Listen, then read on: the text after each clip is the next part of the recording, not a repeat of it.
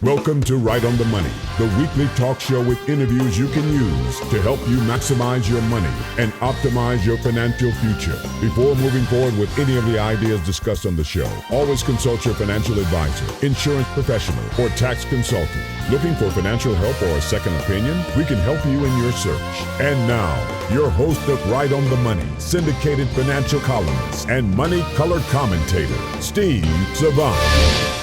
And in this segment, we're talking to economist, best-selling author, registered investment advisor, and master of science and financial services, Dan Casey. Dan, I haven't had an FS on for a long time. No? That's a major credential. That's like MBA land in our language.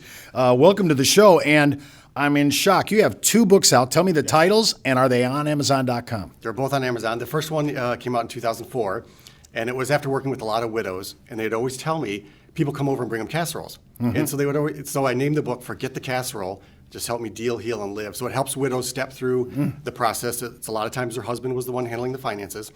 So I wrote that book in 2004 to help them. And then 2014 wrote The Coming Inflation Crisis and the 4-Step Action Plan for Retirees. And that's out, both of them, Amazon.com. Yes, BarnesandNoble.com. I've understood that one of the books has a preface from Shark Tank lady Barbara Corcoran. Yes. What was that? What's that about? I was able to get her the manuscript, and she read it and loved it. So she wrote me some nice comments and that put that on the front cover.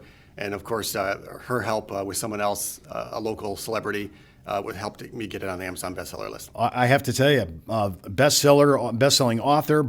You got Shark Tank endorsement. I mean, I love that. You've also done some Wall Street articles.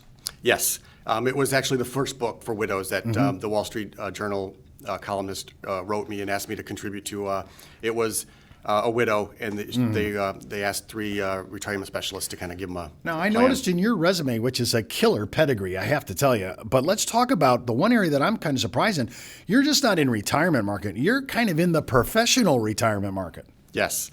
So my wife's a doctor, so I'm intimately involved with the pressures of the doctor world and the high income, how that taxes ravage that. So I work with a lot of doctors, just set up the plans to really help them get tax deductions, putting money away, obviously growing tax deferred, and then taking the money out tax free. Okay, well, you just hit a golden issue. How important is tax management during retirement?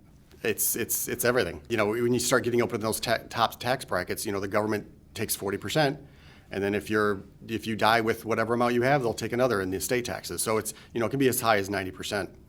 Could you say, I'm just kind of looking for a number, if a person, the normal average American, if they actually manage their taxes, what kind of increase could they actually get with take-home pay?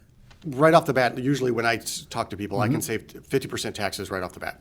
50%. I mean, that's huge. There's strategies that a lot of people either don't know or they know of, and there's misconceptions like defined benefit plans. In your 4-action plan in your book, is this one of the issues you address? Inflation crisis, there's the 4 steps are pretty much any step to increase your income or grow your investments the safest way possible without taking on too much risk.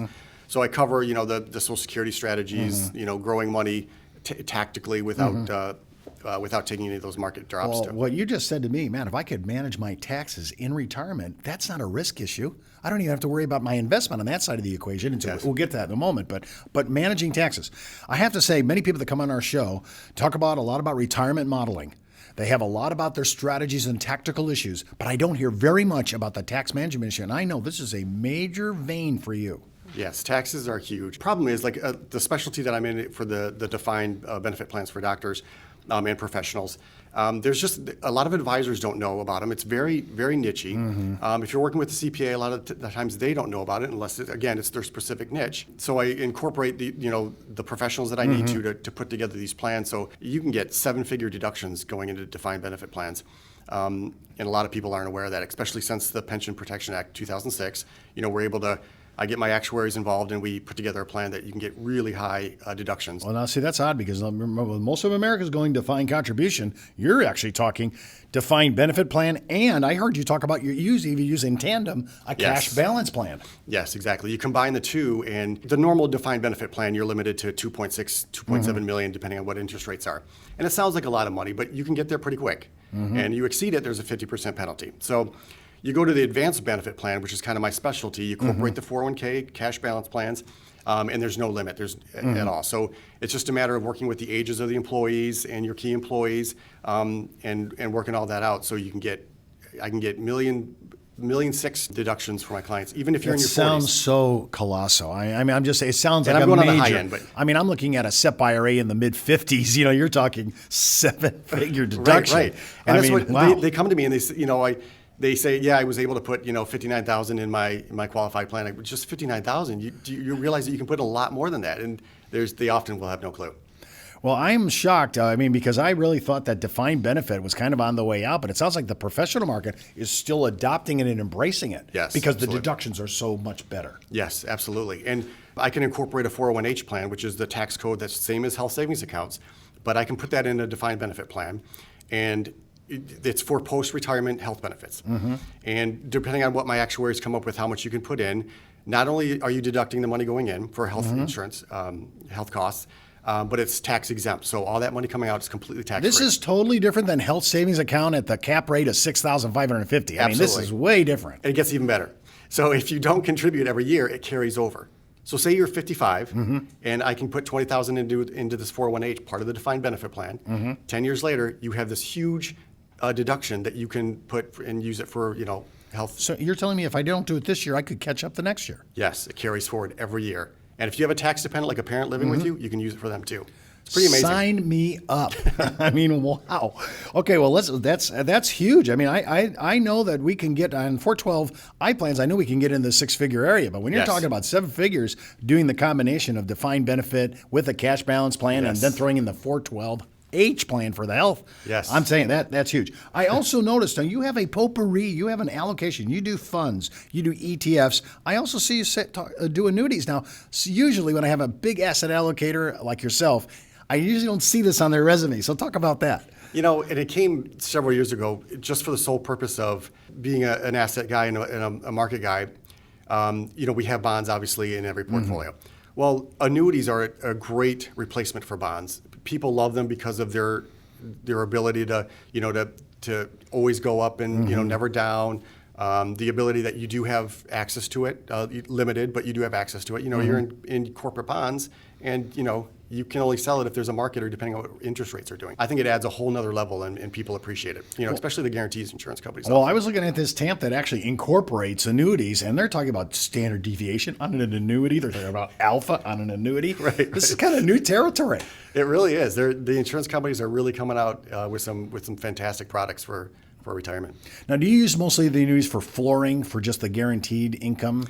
I do. That's mostly, it seems like, what my clients need. You figure out their Social Security and pensions, if they're lucky enough to have one. Whatever that gap is of what income they need, you can often fill that with some sort of indexed annuity where it's giving them the guarantees that they want. And then whatever's left, you're trying to safely grow that. Maybe it's tactically. Any returns you have, you can take it off the table, put it back into your income side, and just do it that way. Just providing the guarantees that people seem to want. Before we close it out, you got a 4-part video series, 10 minutes apiece. Talk a little bit about that series. I do. That's a pretty cool series. That's the first video is a lot about tax savings. Obviously, we hit a little bit about that.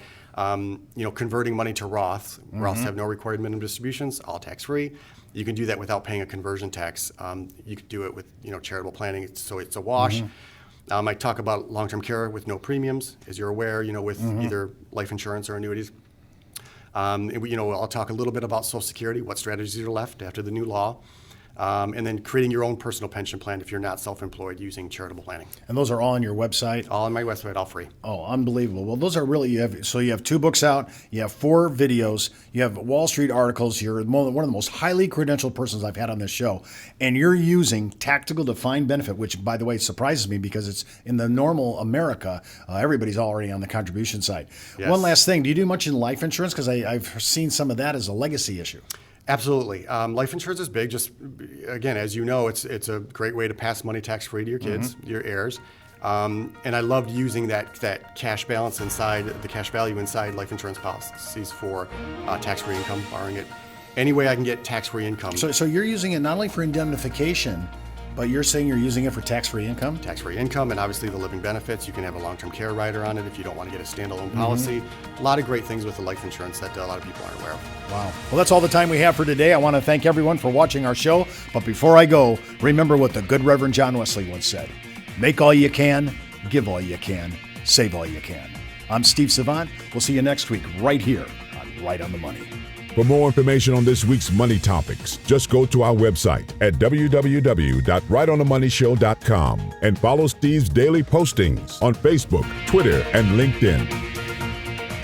When it comes to retirement, money management, small business, insurance coverage, college funding, or budgeting, we have the interviews you can use.